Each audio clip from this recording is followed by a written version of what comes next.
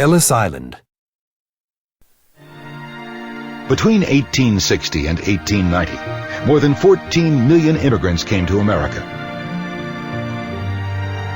Many of them came from England, Ireland, Germany, and the Scandinavian countries, seeking a new way of life and a chance to move up the social ladder.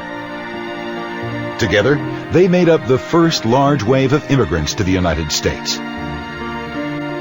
By the end of the 19th century, political instability, restrictive religious laws, and poor economic conditions in Europe fueled a second wave, the largest mass human migration in the history of the world. The journey across the Atlantic to America was at best uncomfortable, and at worst perilous, traveling in steerage for a grueling 14-day voyage. Many of these immigrants landed at Ellis Island in New York Harbor, the most popular processing point for entry into the United States. There, they underwent a medical and legal inspection before beginning their new lives. If an immigrant's papers were in order and he or she was in reasonably good health, the inspection lasted about 3 to 5 hours. Only 2% of arriving immigrants were excluded from entry. During the early 1900s, the wave of immigration was on the rise, peaking in 1907.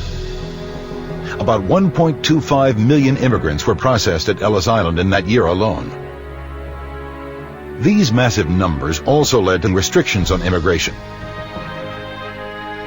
By the early 1920s, the passage of the quota laws and the National Origins Act succeeded in placing controls on the number of immigrants who could come into the country. From 1892, when it opened, until it closed in 1954, more than 12 million people entered the United States through the portal of Ellis Island.